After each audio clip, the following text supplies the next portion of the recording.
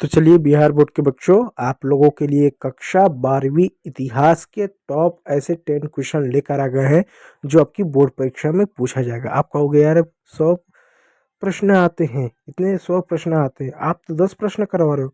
बच्चों ये one shot है, वन शॉट में हम क्या करेंगे, 10-10 प्रश्नों को सॉल्व करेंगे। वो प्रश्न सॉल्व करेंगे जो बहुत ज़्यादा इंपॉर्टेंट है। अब कहोगे क्या 5-7 मिनट के वीडियो से हम पढ़ लेंगे क्या? देखो 5-7 मिनट वीडियो ले आने का 3 सबसे बड़ा कारण है। पहला, आप जो पढ़ो ना सिर्फ वो पढ़ो बल्कि वो चीज़ें याद भी रहे।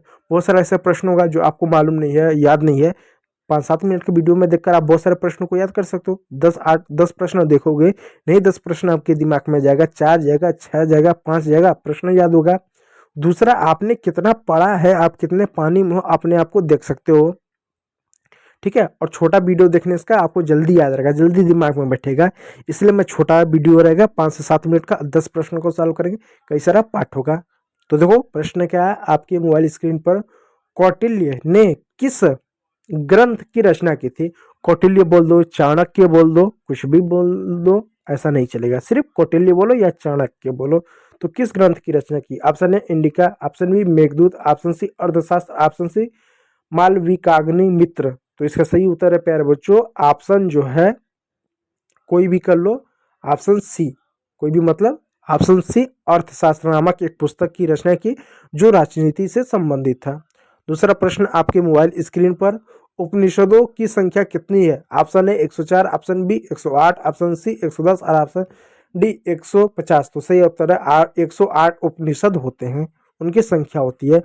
पीपीटी के लिए और पीडीएफ के लिए जो हमारा Telegram channel Omkar history hub, मत भूलिएगा, लिंक आपको डिस्क्रिप्शन में मिलेगा। पीपीटी क्या है, आप उसको डाउनलोड कीजिएगा, अच्छे से पढ़िएगा, मन लगा पढ़िएगा। और इस बार बोर्ड को आपको इधर फोड़ कर रख देना है नंबर लेकर। मुद्राक्षर किसकी रचना है? ऑप्शन ए कौटिल्य की, ऑप्शन बी मेगास्थनीज की, ऑप्शन सी विशाखा दत्त की, ऑप्शन डी कालिदास की। तो मुद्राराक्षम ये जो है विशाखा दत्त जी की रचना, विशाखा दत्त की रचना है। ठीक है। चौथा प्रश्न है, कादंबरी के लेखक कौन है? Option A Kalidasa, option B Kautilya, option C Bal, option D Ashok Ghosh. तो बाण भट्ट जो है कादंबरी के लेखक है, इस बात को याद रखिए। देखिए कादंबरी है, ठीक है, इस तरह की पुस्तक आती है।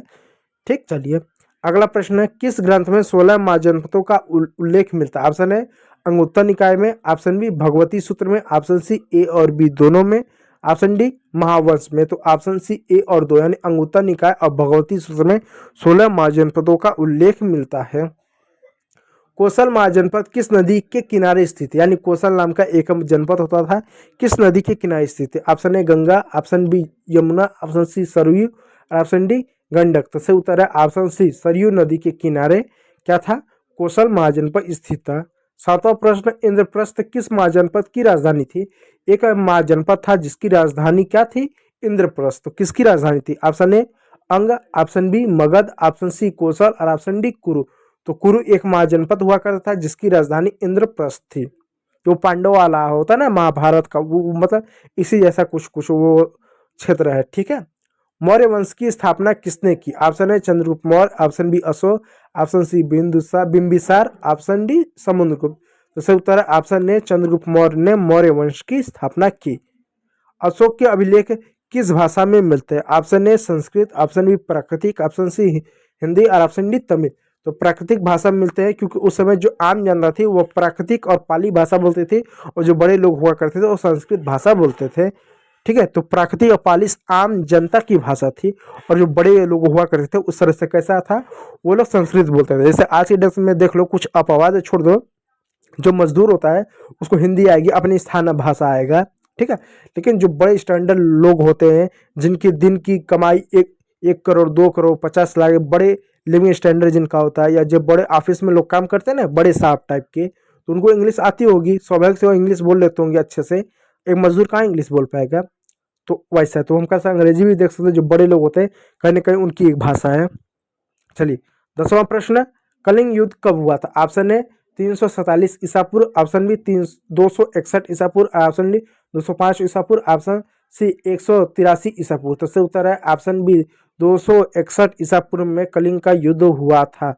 और 183 ईसा पूर्व में कनिष्क का राज्याभिषेक हुआ था। ठीक है, तो ये रहे 10 ऐसे बहुविकल्पी प्रश्न उत्तर जो आपकी बोर्ड परीक्षा के लिए इंपॉर्टेंट थे। इनको पढ़ लीजिए, रट लीजिए। आप PDF के लिए ओमकार हिस्ट्री हब को मत भूलिएगा, टेलीग्राम चैनल ज्वाइन कीजिएगा, PDF लीजिए, पढ़िएगा। तो वीडियो को देखने के लिए बहुत बहुत धन्यवाद।